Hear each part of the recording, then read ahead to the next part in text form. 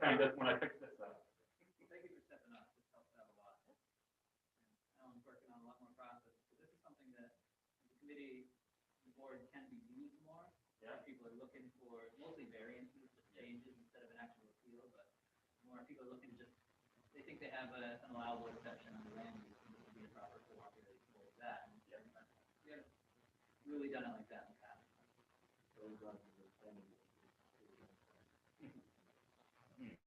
Alan, that's what's great.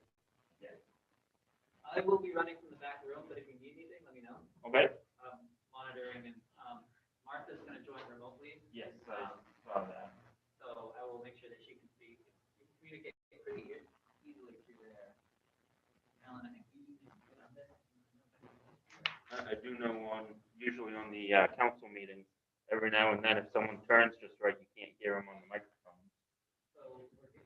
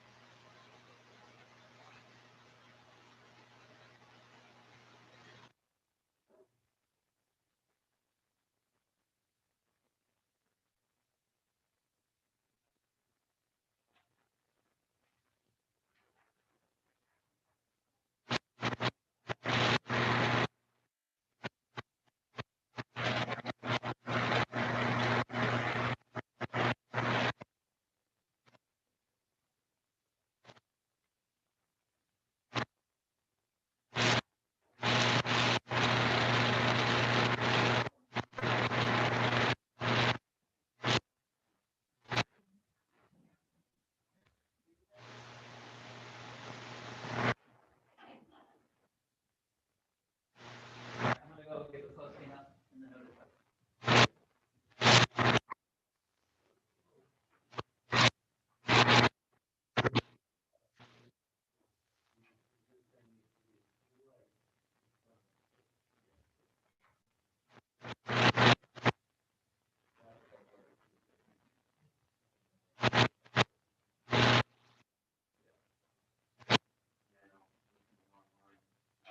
Quite often can hear it, and then all of a sudden it cut out because they turn to look at someone.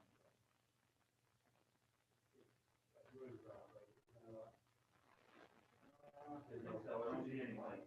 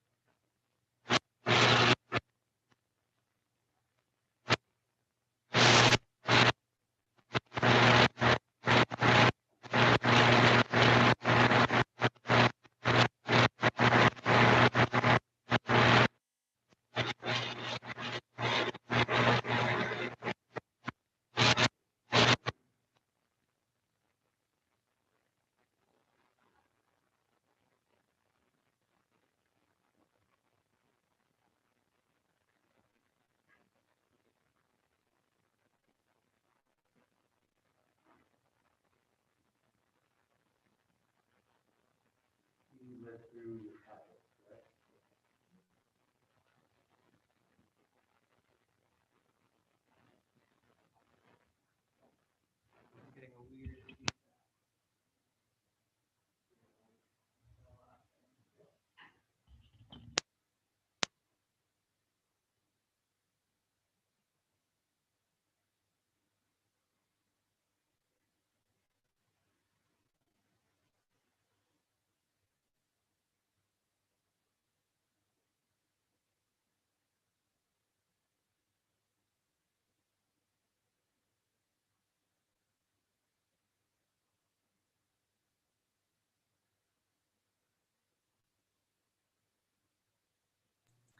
Alan, want to try yours?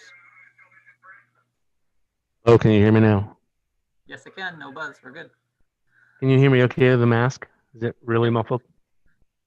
No, that works.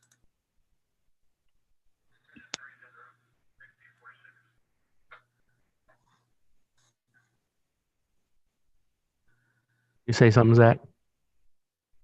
Nope. Say something. I just changed the channel. Nope, I just changed something.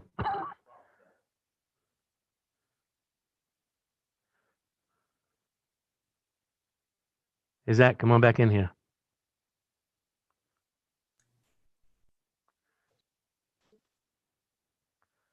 Oh, shit.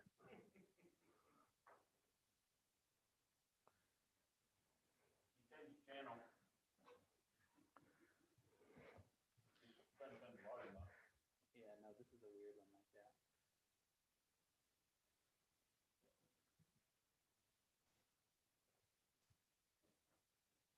I hit the up down button.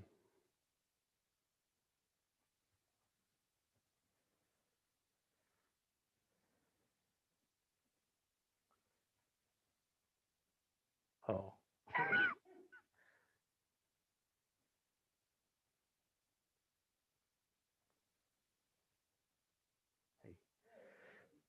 You want to have Martha change her? Hi, Hi, Martha. guys. Can you hear me? We are working on your volume, Martha, but I don't see you yet. You can. All right. There you go. Oh, I hear we you. can hear you. Okay, hear us? great. I can hear you. Perfect. Perfect.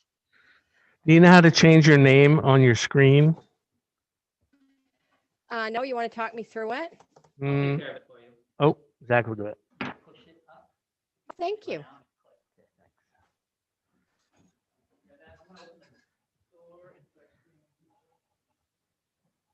And I'm gonna turn my volume off so I save my battery, okay?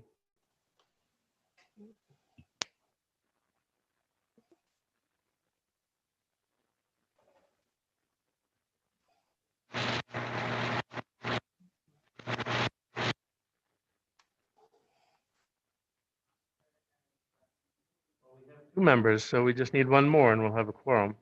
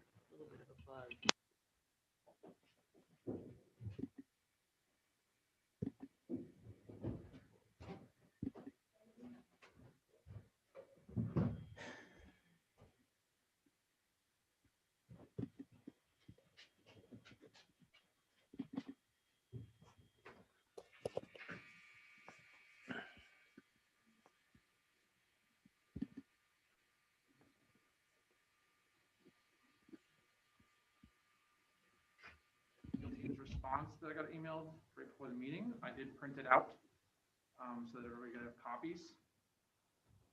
So did you see it, Alan? Okay, yep. I don't actually want it now.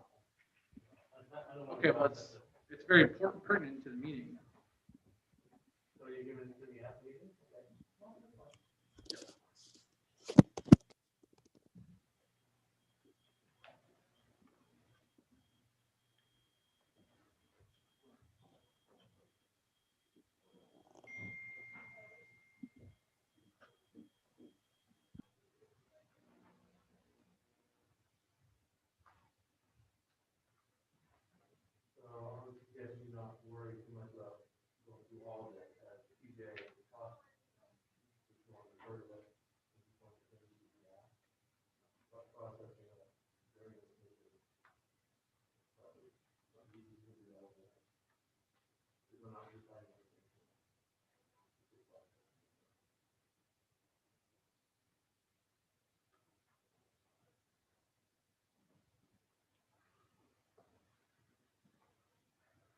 Are you on there on just so Martha can make sure she can hear?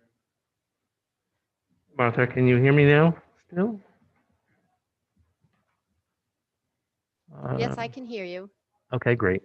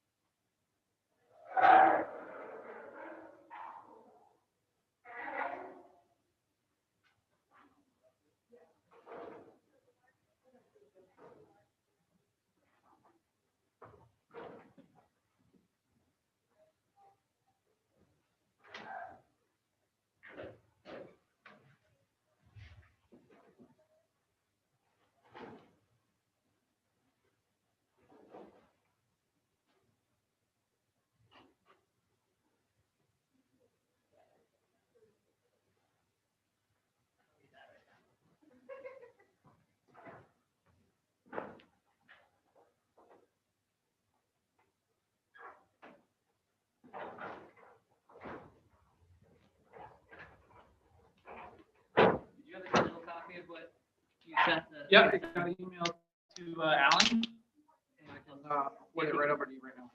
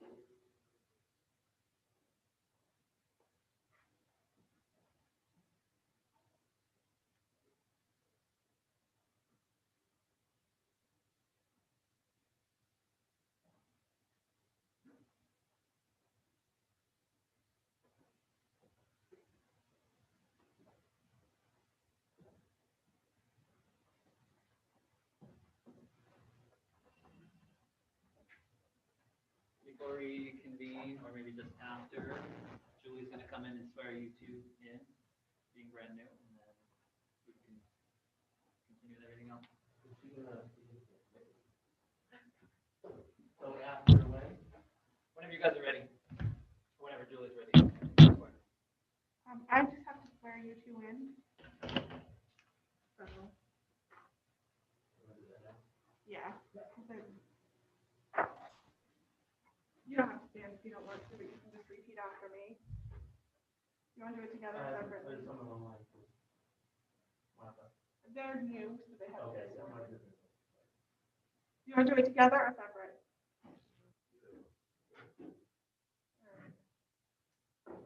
So I, Christopher Strout and Eric Peterson, do swear that I will support the constitutions of the United States of America. I'll just read it to you and then you can say whatever. In the state of Maine, as long as I shall remain a citizen thereof, so help me God. I swear that I will perform all duties incumbent upon me according to the Constitution and the laws of the state of Maine as an appeal board member of the town of Mechanic Falls until another is chosen and sworn in my stead, so help me God. So all I need from you guys, don't have to be signed in red. So you're gonna sign here.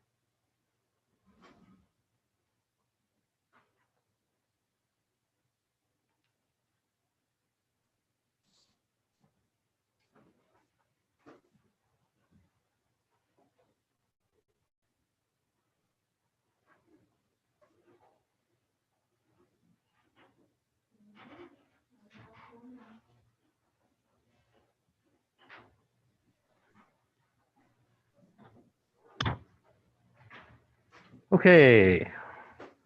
So I am Alan Plummer. It's 5:01 and I'm going to call the meeting to order. We don't have any officers right now, so I'll run this until we elect officers. So if you could rise to say the pledge. Well, I'm going to sit and do the pledge. To the flag of the United States of America and to the republic for which it stands, one nation, under God, indivisible, with liberty My and heart, justice for all. All right. Great, thank you. I'll take roll call. Eric Peterson, Chris Strout.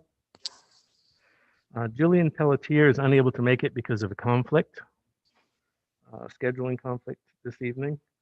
Martha Weisman I'm here. here. All right, so our members should total 5, so we do have a quorum with 3 or more. Could you turn your, just turn your microphone on. And you need to have your microphone pretty close to you. Should be like right in front of your mouth when you're talking.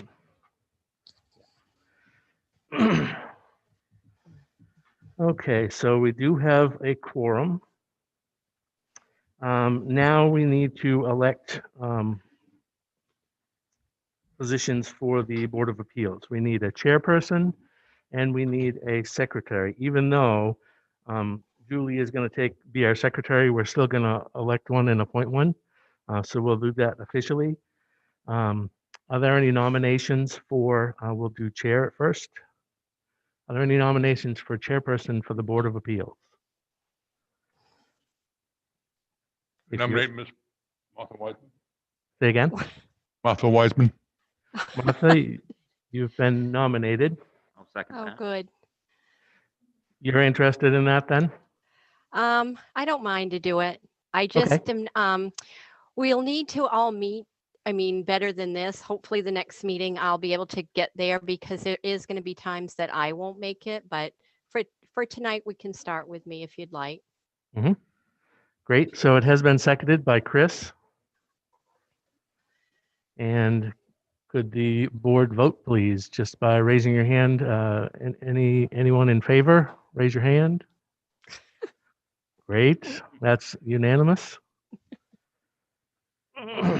And what about for secretary? So it's just a figurehead kind of position, but we'll nominate one anyway. Well, I'll nominate Eric's to do it. Great. Eric, you okay with that? What do I have to do? Nothing. Look good.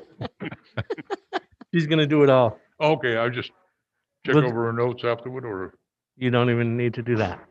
You're nominated because the statute, the charter says you'll nominate one. And do we have a second? I will second that. Great. All those in favor? Great. Perfect. And so we have officers and Martha. So you're in charge, but I can help you certainly walk through the agenda for this evening, okay? That would be great since I'm not on site with you. Yeah. So I think that Alan, why don't you take it and I'm going to take notes, but I do. Yeah. Yeah, this is not my first appeals meeting. It's my first one not being there. Sounds good. Yep, so just a couple things that we need to do before we start here. If there's anyone that's on the Board of Appeals that has some kind of interest in this proceeding, meaning a statutory test like you're an officer, a director, a partner, an associate employee, a stockholder, that may have an impact. This hearing may have an impact on you because of those positions. Or if you're related to anyone in this appeal kind of situation that may have an impact, you may have a temptation to vote one way or another, you should recuse yourself from participating in this hearing. So you should do that at this point. No one has anything like that? Great. All right, Martha. So we will head right down to the public hearing. First thing is 5-1. I believe we've gotten that far. So if you could call the public hearing open, Martha? All right, I will call the public hearing open, and this is TJ Thayer, RE the 44 Pigeon Hill Road LLC that we're going to be hearing. And this is Mr. Thayer's chance to talk to the Board of Appeals. So go ahead and. Sure thing. Kendall Ricker is on the Zoom call right here, so I'm gonna let him make the opening remarks as to, I know Martha, you're not here, so you couldn't get the letter that we formatted in response to Alan Plummer's synopsis, but we'll make sure you get that, our reply, but I'm gonna let my legal team with Kendall Ricker take the. So she has received it. We've all received it just prior to this meeting. I haven't even looked at it, and I don't know that they will have either. So if you want to use it in your presentation, that's fine, but just know that we haven't seen that. Alan, it wasn't in the packet that Zach dropped off at my house? No, this is brand new. That TJ Okay. just brought this just this evening. Thank you. Yeah, I was not notified at the time of the meeting by anyone, so I had to find it on Facebook. So I was, we were late to, I found out only about the meeting on Friday. So that we had scheduled an appeals board meeting. So we formatted our response today and submitted it before the meeting. And so we'll make sure you get a copy of that, Martha. But from here, I'll let Thank Kendall make the opening remarks. Good evening. Can everyone hear me all right? Yeah. Yes, but I'll speak up if I can't. Yeah, as TJ mentioned, yeah, we didn't get a copy or notice of this meeting occurring until Friday, so we didn't have a chance to provide any sort of reply to the code enforcement officer's comments until this afternoon. Also, upon review of the record that at least that was included with agenda for tonight's meeting, it doesn't appear that the appeals board has the full record of the proceedings before it. I did not see any copies of the findings of fact, conclusion of law, the meeting minutes for the planning board or the town council.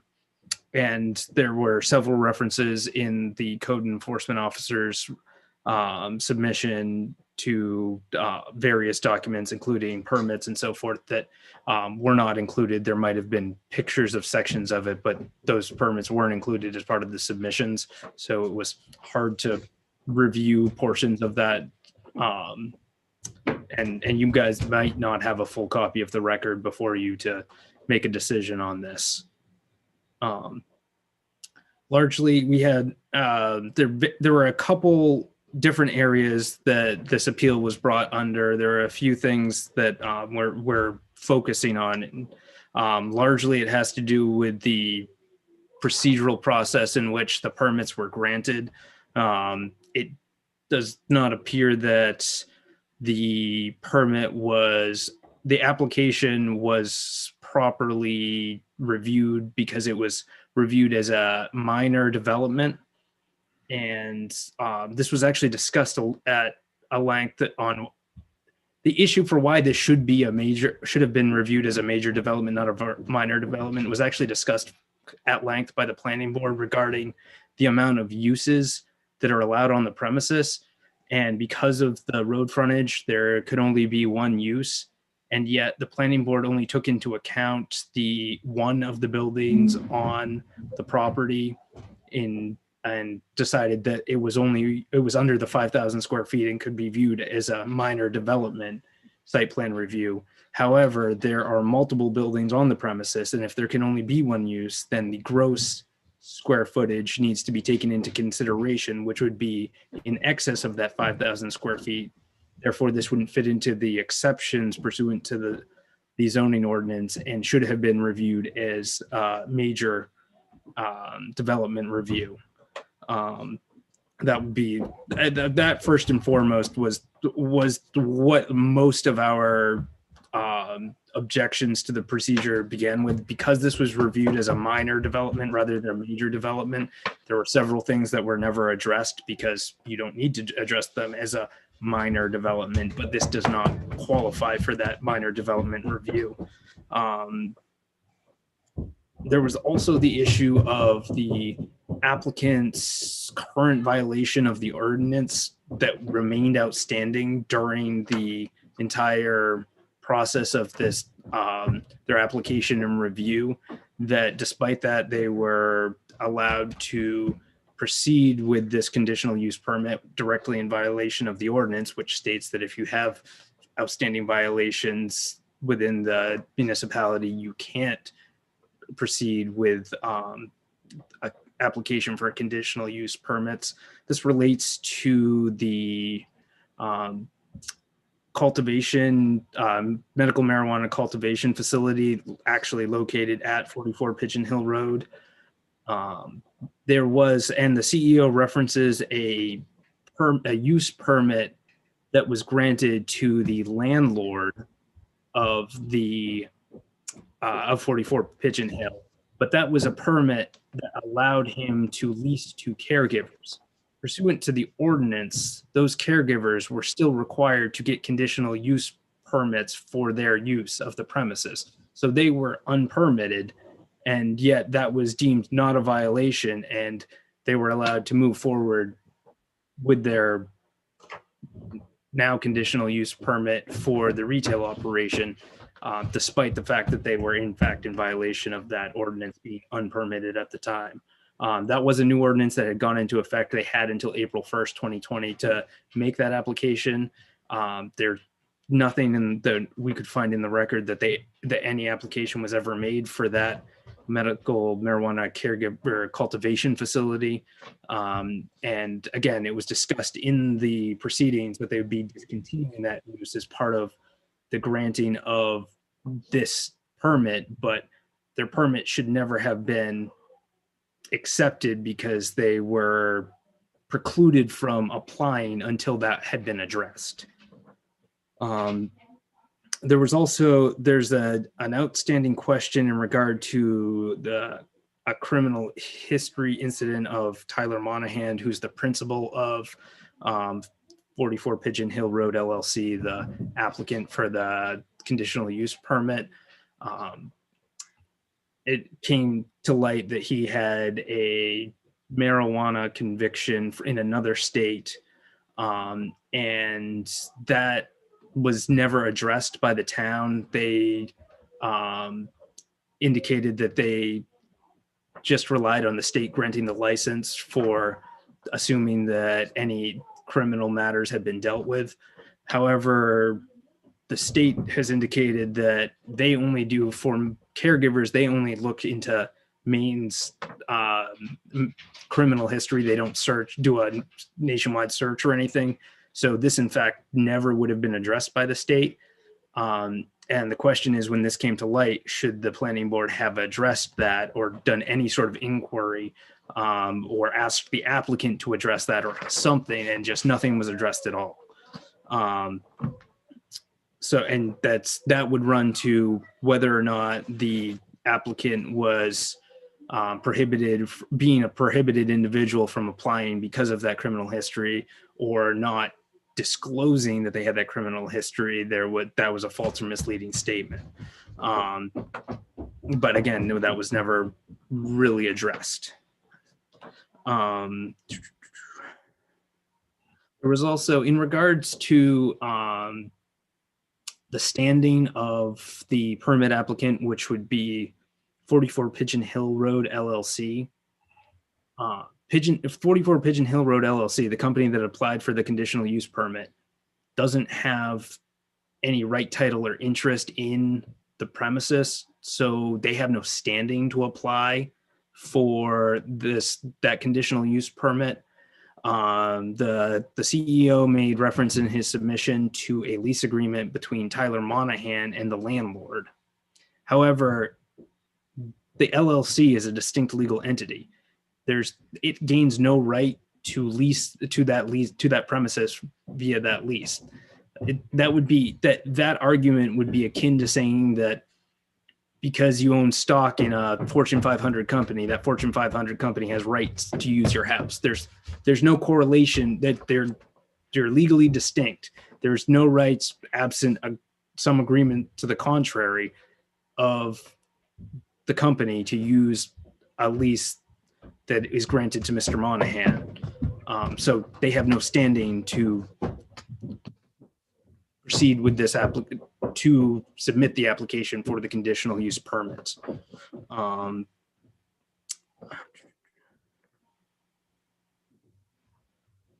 was also finally the last major issue the major thing we took issue with was the fact that in the proceedings for the conditional use permit, the applicant couldn't even articulate what permit they were applying for, and the planning board was unclear on what they were applying for, and yet the planning board proceeded to accept the application rather than rejecting it and asked them to clarify what conditional use permit they were applying for.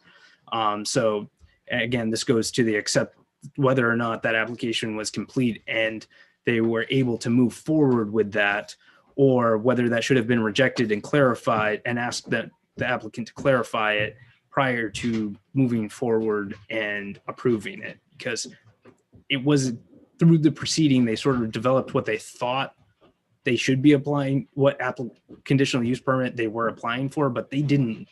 Clearly, no one was clear on what the application was for at the time it was submitted. And if you don't know what is being applied for, it's hard to see how that can be considered a complete application for development plan review.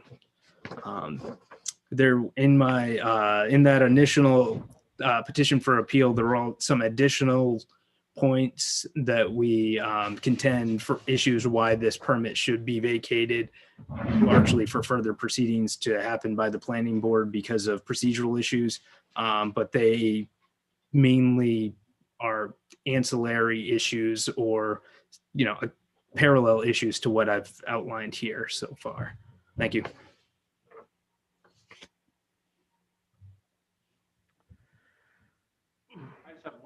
I just have one follow-up comment. During the October 19th planning board meeting, the planning board also acted upon multiple times. Alan Palmer stated that the applicant was in fact permitted, when in fact it came out later that there is no valid permit for the applicant. So the planning board was acting on incorrect information from the code enforcement officer. So Jack Conway is with us electronically. Jack, do you have anything to say based on Mr. Ricker's comments? You're on mute, by the way. Zach, can you unmute Jack? Yeah, I'm sorry. I was muting to try not to bother anyone else's feed. Well, there's a lot here that yeah, obviously I wasn't at the meeting and I'm not sure exactly about the some of the factual information that was brought forward. There is to look at the various concerns is, first of all, I think that there's as to whether or not it's a major or a minor review is ordinance driven, and that determination would have to be have been made by the planning board, specifically made as to why one review was chosen as to the other review. I'm not clear what the planning board's process was for determining that this was a minor review. It seems to me that the decision was simply that it was a change of use. And as I understand it, it was deemed to be less intensive than the prior use and therefore could be handled as a minor review, which is a different issue, I think, than was raised by the appellant regarding the multiple uses on the property. As far as the standing goes, I'm not familiar with the corporate structure of 44 Pigeon Hill. I think that if Mr. Monahan is a sole member, if it's a single member LLC, then probably that's probably not an issue. He probably would have standing as the sole member. If there are multiple members of that LLC, then I think that there would probably need to be a revision or at least an assignment of the leasehold interest to the applicant, so that the applicant does have to demonstrate standing, right, title, and interest to the property, but some authority under a leasehold, or even under sometimes it can be under a purchase and sale agreement, or it can be under an option to purchase property. So there is fairly wide range ability to have that right, title, and interest. You could be acting as an agent on behalf of someone as well, but it's an issue that would need to be clarified, I think, as to the standing. Again, a lot of these are factual determinations that I think either should have been made if they weren't made, or have to be made at the planning board level to determine kind of the checklist of what was required for the application. Another issue that came up regarding the criminal history, I'm not clear about that one, and I'd have to, I would defer somewhat to the Board of Appeals, but I mean to the planning board. But this is something that's typically handled, or the criminal histories is part of the application, I know, with the state, and I know you do need to put that in now. Counsel for the appellant's indicating that the state wouldn't have looked at this, but I'm not sure that transfers that obligation onto the town to have followed up with that if they weren't familiar with it, or if they assumed that as long as he gets the state permit, that would take care of that. So again, that would take, we could take a look at that. I'd be interested to hear. I'm not sure if the code enforcement officer might be able to speak to that as well. So I know there were a number of other things, possible conditions that were raised by the appellant that didn't feel that they had been addressed. I think there's the question of what's the right permit. Again, they issued a permit, so you'd have to assume that they determined what they thought was the right permit. I don't think it wasn't issued in a blank piece of paper, so it was issued as a specific minor conditional use permit under a minor review. So again, I heard that raised. I'm just not clear as to exactly what that argument is, as to not knowing what the permit was, whether there was some confusion among the parties. I'm not sure, again, not being at the meeting. So I'll be able to address some of those in new business, Jack, okay, when we get down to there. Yeah, that's fine. So unless you have questions of me, I think maybe the code enforcement officer too is a good source to respond to Great. some of it if you need further information too. Okay. So let's see if, is there anyone else that needs to, anyone else in the public that needs to talk, or any other comments that need to be made? Yeah, I'm Alan Shepard, and I'm here for Tyler Monahan. Yep. Can you hear me? Yes, I we can. would like to, this is, first of all, I just want to say it's the burden of the applicant here to demonstrate to the board that the planning board made an error. So, they have to show that. And even though they've raised the issues, all they're doing is raising issues, and I'm not sure they really established that they were in error. But I'd like, for the code enforcement officer to make his comments, because I think that may be the same clarifications that I'm going to make. And then I would like to have the opportunity to speak after the code enforcement officer if there are some things that I think I need to highlight from Mr. Monahan, if that's okay with the chair. So Martha, you're muted. We were going to close the public hearing time, Mr. Shepherd. Well, I understand that, but I thought that the code enforcement officer has a response. Yeah.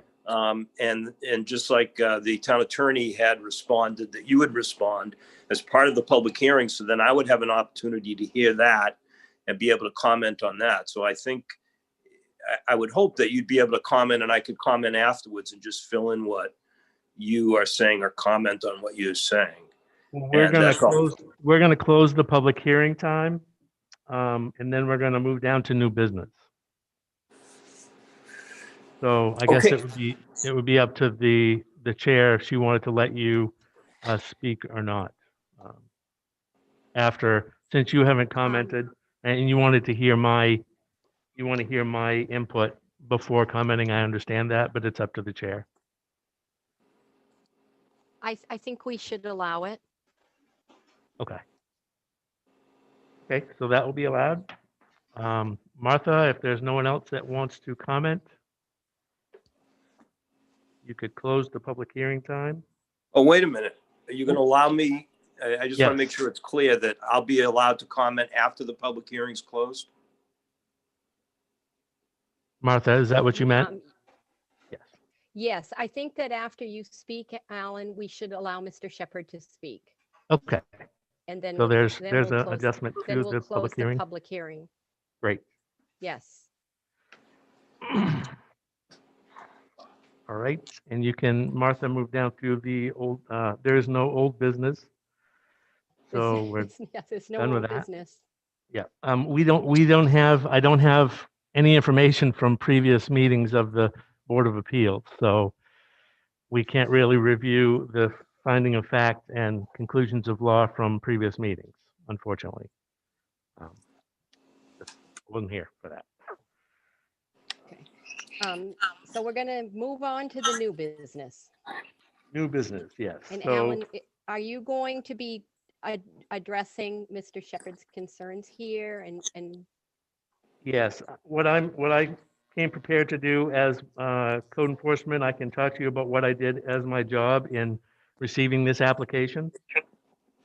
So I will go, so what I'm using is the original petition for appeal that was given to us by Mr. Thayer, labeled at the bottom page, one of 8, 2 of 8, 3 of 8, that kind of thing. And I'll go right through those pages. So page 2, if you can look at the top, where it says the code enforcement officer initiated an enforcement investigation into a possible unpermitted grow operation at the location subject to the application. So I get complaints all the time as a regular basis, and I look into every single complaint. I did that with this address and did determine that it was a permitted, and it wasn't a grow application, but a permitted caregiver operation.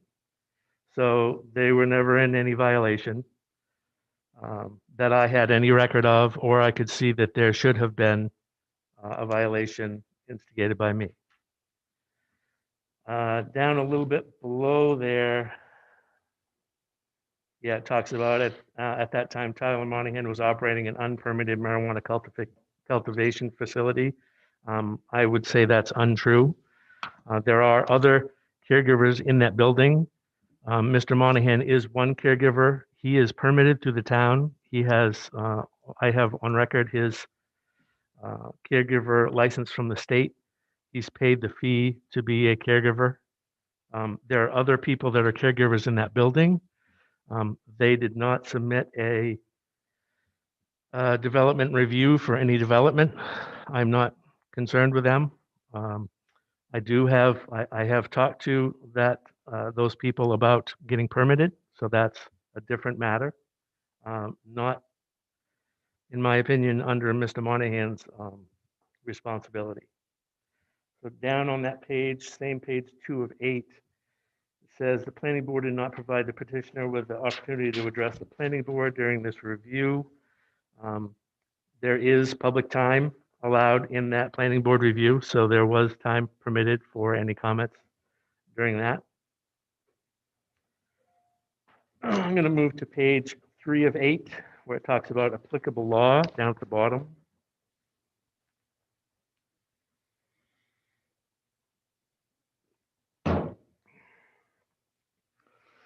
It says,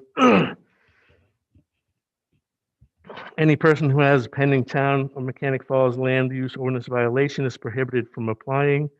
So because I've stated before that he didn't have a violation, he was not prohibited from applying for development review. We can keep going to page 4 of 8. It says at the top, right after quotation marks, Article 2, Section 2B, any use that requires a conditional use permit is classified as a major development and is subject to development. That's incorrect. The ordinance actually says it can be development can be classified as a minor or a major development, and that depends on square footage for the development. The application that was turned in by Mr. Monahan specifically states 4,500 square feet in the storage building. Therefore, it's classified as a minor development, and the review process was brought to me, and I continued that on as a minor development review. It talks about lower in that paragraph, it says development review may only be waived where there was nothing waived about anything. He went through the minor development review. The next paragraph says license application. Says 44 Pigeon Hill LLC does not, name does not appear on the license application. I did provide to the Board of Appeals the application and the name of the business and the signature of Tyler Monahan. That's what I received for an application. Down below that, permit application. Let's see. It talks again about, so several items in this document are repetitive. It again talks about the fact that, or the assumption that they weren't permitted properly, so they shouldn't have been allowed to continue in the review process. So page 5 of 8, in that large paragraph at the top, somewhere about in the middle, it talks about its principal, Tyler Monahan, had been convicted of a second-degree criminal possession of marijuana. Nowhere in our application does it say anything about me performing a background check or any criminal background check at all. The process with the state for retail application is an applicant comes to the state, gets permission to do what they're seeking to do, which Mr. Monahan did, and they'll receive a conditional permit based on the state finding out and doing those criminal background checks. Once he applies to the state after he has permission from the town, the state gets his application, they do their background check, and I don't know what that background check is. I just know that they're in charge of it, and I don't have to do it. Once they get that, they'll provide Mr. Monahan with a specific form that states that he's passed the background check from the state of Maine, and basically asks me, has Mr. Monahan done what he needs to do to have a retail facility in Mechanic Falls? And if he's done all those things, which I believe he has, he's received a use permit from the planning board, I would sign that form. He would then take that back to the state of Maine. So that's where the background check comes into play. I don't have anything to do with it. It doesn't ask me to do anything with it. So that's not my purview to do background checks. I'm relying on the state and that form that I'll get from them to say he's passed what he needs to pass with the state application. Down below that, still on page 5 of 8, it says somewhere about the middle of that paragraph, environmental assessment, comma, did not provide proof of legal interest in the premises. So the proof that he provided to me was his signed lease agreement with his landlord, which was, I did provide a snapshot of that, a lease starting August 1st, 2019, signed by Tyler Monahan. And the LLC is on that lease as well. So it does specify that he is the person that's leasing that property. Therefore, I found that he has legal standing for that property to ask for development there.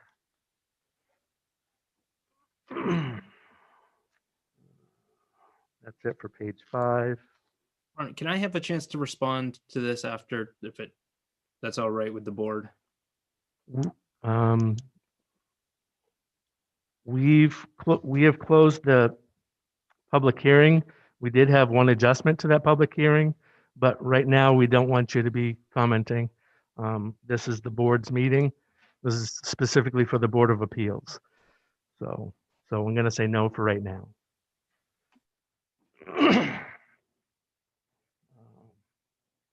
At the top of page 6, says the permit application submitted as a minor development application for site plan review. This is correct. That is what I believed was submitted.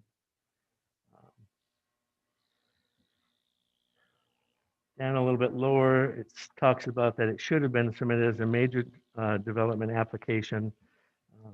On page 20 of our ordinance, it does say projects subject to development review are divided into 2 classes.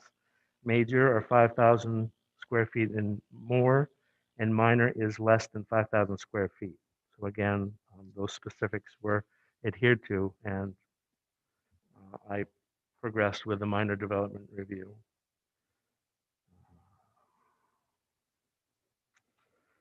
All right, page 7 of 8.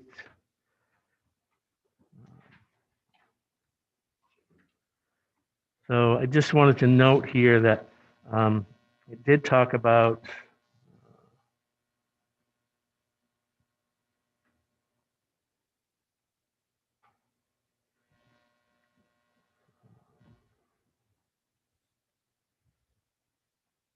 so the question about what the permit was being applied for, he was granted, Mr. Monahan was granted a permit to have a retail establishment. This paragraph kind of indicates what happened when I came on board. So it's true that the state requirements have been in flux a little bit, and the town has tried to work with that. So Mr. Thayer and all the people that are in business currently in Mechanic Falls have been in flux as well. And we've kind of steered towards a building license rather than a specific license for a building, either medical use or recreational use. And basically the town has gone, has steered towards deciding if you have a building, whether it's medical or recreational, that building is not what the town wants to be involved in. It's that they want to license that building for marijuana retail use. So Mr. Thayer has been in receipt of that as well. So his building is either medical or recreational use for that building, depending on what the state allows. So, and that was the question involved with the planning board. So there has been some question about the rules, and the rules have changed since I've been here. That's why we had to that's why we put a change in the ordinance from 2 facilities to 4 facilities, because we kind of have to work with those things. And all the marijuana businesses have benefited from that, I believe. So those are the things. Is there anything I didn't talk about that you would like me to answer questions for anything that was raised by Mr. Ricker or Mr. Thayer?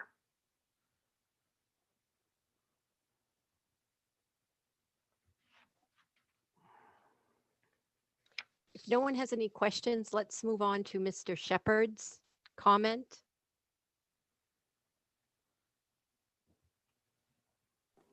Go ahead, Thank you. Mr. Can you Shepherd. hear me okay? I can hear you. Can everyone All else right. hear him? Yeah, I'll try to be brief. Mr. Thayer was seeking a permit for a retail establishment. So what he's doing here is hoping that he can find some technicality to get Mr. Monahan's permit kicked out so he can step into that.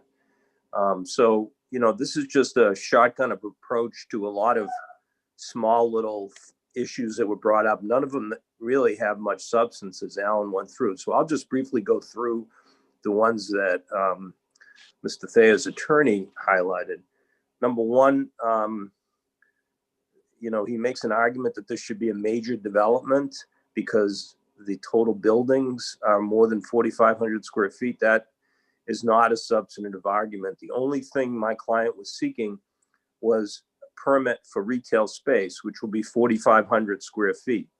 If it turns out that the other buildings have to remain vacant, they'll remain vacant. But the only thing that's permitted by the planning board was that 4,500 square feet. So clearly it was application. And as Alan pointed out, there was no existing land use violation by the town. So they can't just allege that there's a land use violation and then claim that Mr. Monahan wasn't entitled to get a permit because there was a pending one. There was none.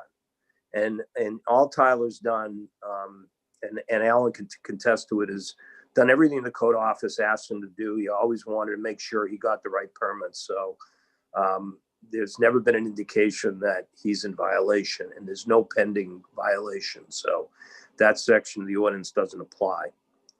As far as I can see, there's nothing in the application of the town that talks about any past criminal history. So I don't know why that's even an issue. And my understanding of the state level concern is not for past, marijuana charges. And that's all this was a marijuana charge. So that again is just, a non-substantive issue. The right to interest, my client is the sole owner of 45 Pigeon Hill LLC. He had the right apply and ask for the permit for the space that he was leasing, and that's what that lease indicated. And just so you know, he now owns the building, so there's no doubt that he has the right title and interest. And the choice of the permit again is a non-substantive issue. The town wanted to know whether it was going to be medical marijuana or just regular recreational. They were questioning it, and then in the end they said it really doesn't matter. The town allows 4 retail permits, and whether it's for medical or for recreational doesn't matter. So clearly he was applying for a retail application. That's what he got, and that's what he got approved. So I don't think there's any, they have the burden of having to show you in black and white, these are mistakes that the planning board made. And I'm sure that, as a board yourself, that everyone does their best. And in this case, there wasn't any problem at all. So I don't think there's any grounds to say there were procedural issues. So I would ask that the appeal. Thank you. Thank you. Sorry about that. I'll mute. So, Alan, do we have any other new business? No other new business. Nope, that's it. Martha, can we get an opportunity to reply as well? What's the question? I'm sorry. Can Go we get an closer to the opportunity to mic. reply to, can we get an opportunity to reply to the code enforcement's comments as well? Alan, I'm going to allow it, but let's not try to go too long. Do you guys think it's like a 5-minute comment?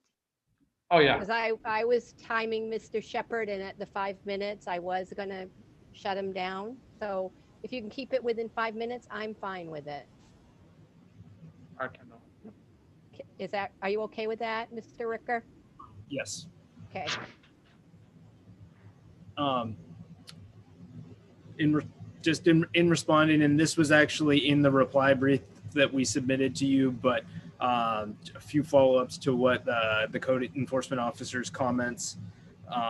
And again, we don't have the benefit of having access to all the public records, but based on what we could find in our review, there was no permit for Mr. Monahan or 44 Pigeon LLC to have a caregiver operation at 44 Pigeon Hill Road.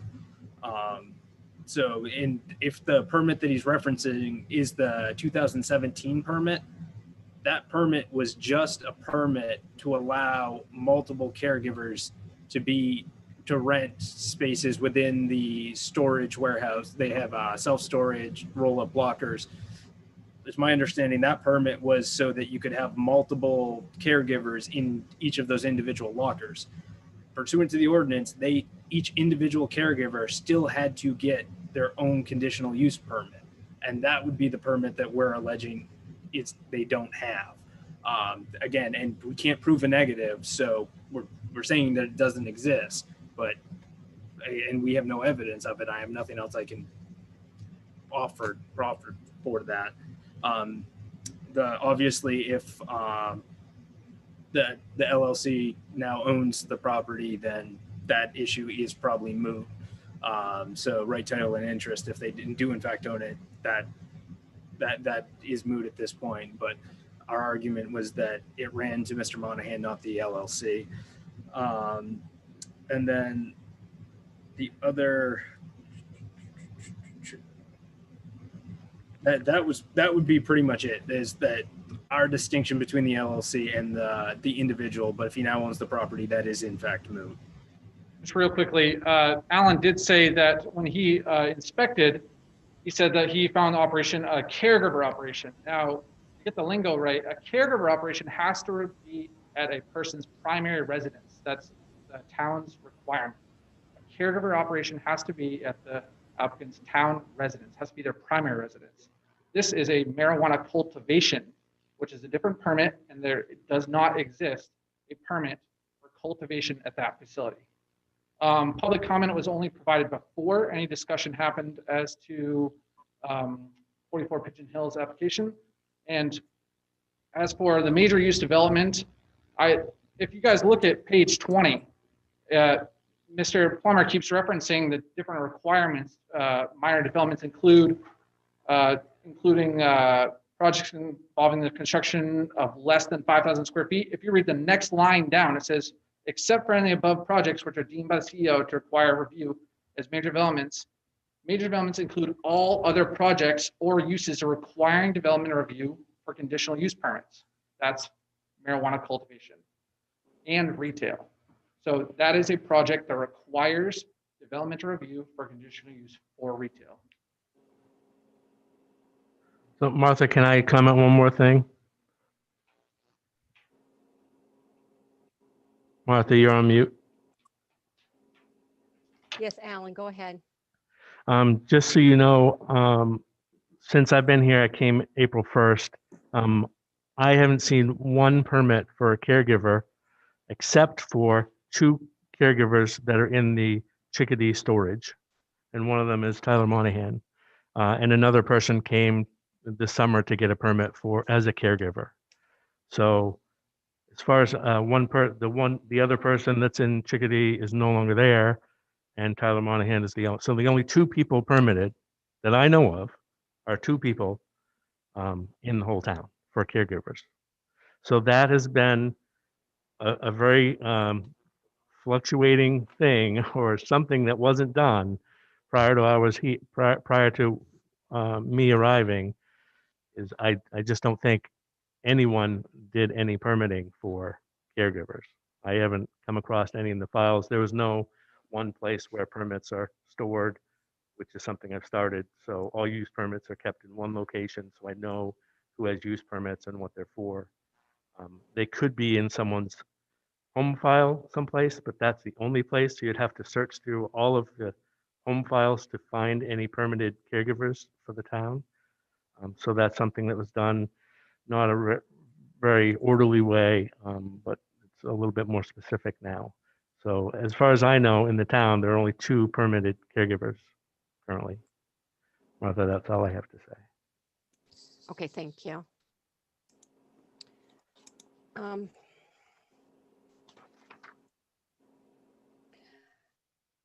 I think we're probably not going to come to a decision this evening on this. Alan, I see that you've scheduled us for a meeting on January 22nd. If that's okay with everybody. By then, I should be able to be coming into the building, so I will be on site. I think it will be easier for us to discuss the ordinance. Because I do think that the board needs to have a session where we're discussing this. Hopefully we would have more than 3 of us, but if not, we do have a quorum. Because I think we have to decide, and this is my perspective on this, if this is really ours to hear or if it needs to go back over to the planning board. I don't know what your feelings are, Eric and Chris, on this. Either one of you? Any? So Martha's wondering if she thinks you should have some time to talk about what's been talked about here and presented. You can only do that. You can only do that in public comment, in public space where everyone, all citizens can come in and listen to that. So I will remind you that you can't talk about this to anyone outside of this meeting at all. Even the 3 of you, the 2 of you, if you bump into each other, you're not to talk about it at all. Yep, when we come in on the 22nd, I think we're going to have to make a decision where the ordinance was done, if it was done wrong, and if this is ours or not, because I think that Mr. Conway made a very good point when he said, you know, if the corporate structure of the LLC has more people in it, if it's multiple members, that this maybe need to go back over to the planning board. I can tell you that I got the documentation from the Bureau of Corporations, and it's just Tyler Monahan. It's an LLC with just Tyler Monahan.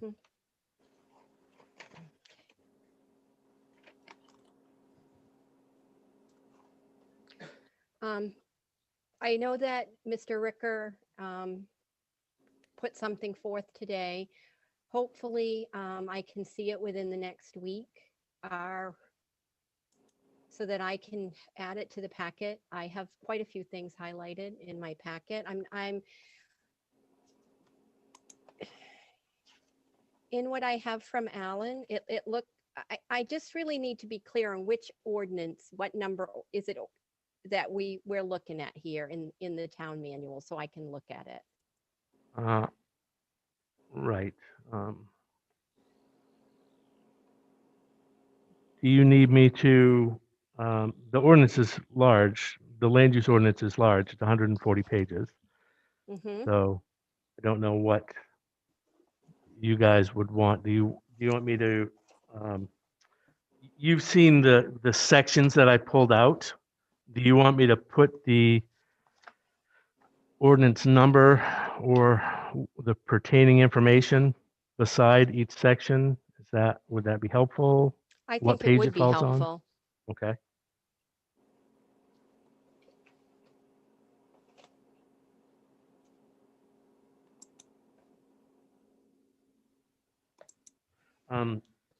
So there's one thing I didn't talk about already. So the Board of Appeals would either basically grant the appeal or they would deny the appeal. if they granted the appeal, they would turn that back. So there's a little bit of question about the relief that Mr. Thayer is seeking. And Jack, is there, you've seen the relief. Some of it, he asks for relief from the town council. I don't believe, Jack, that's allowed from the planning board. Can you comment on that?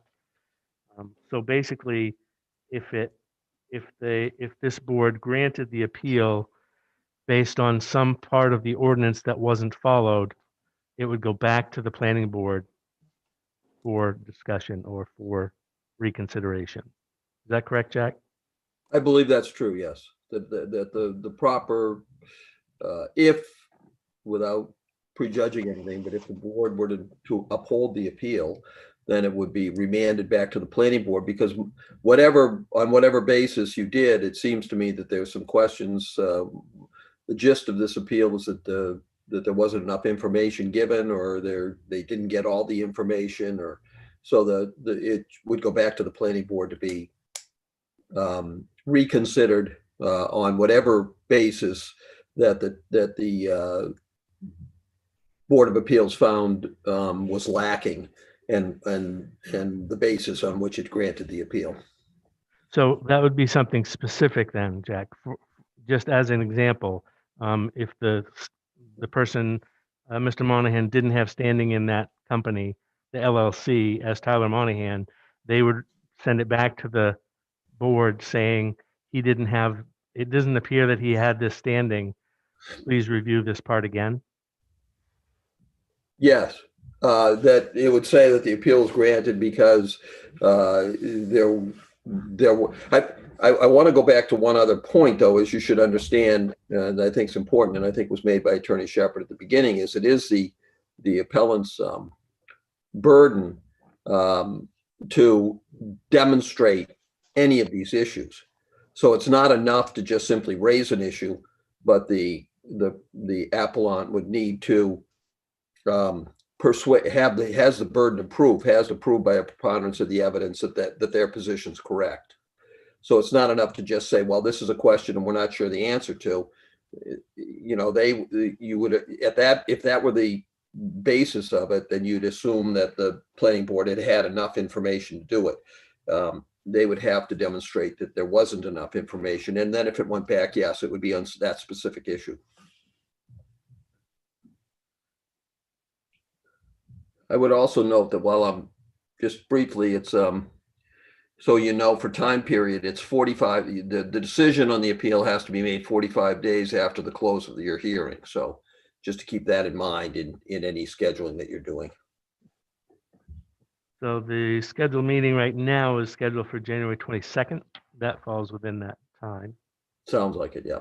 Yep.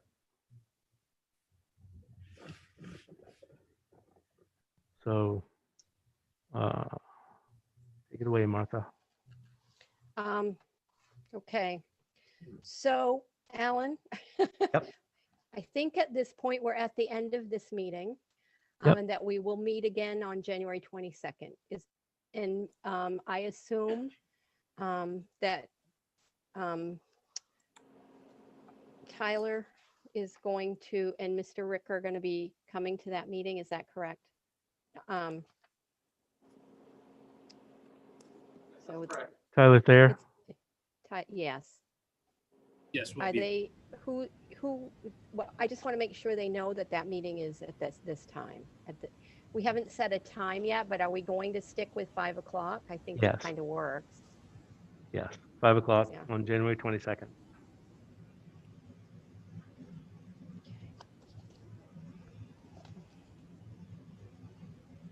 Okay.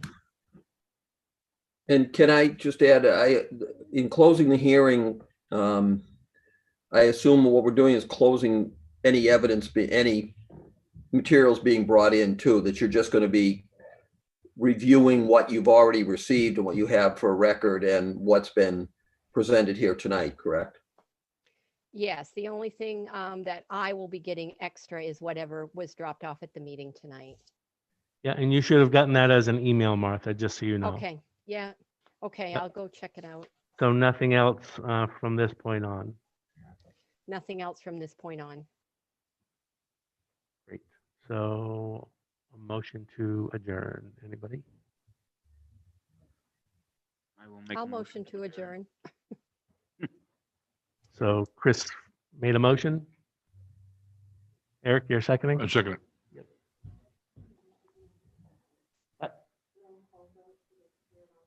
Oh, okay. Do a roll call. So go ahead and state your name. So when I so we're going to do a roll call vote. So all those in favor of adjourning, Chris, Chris, yes. Yes. Eric says yes. Martha, Yes. great. Thanks a lot, everybody. Thank you all. Thank you.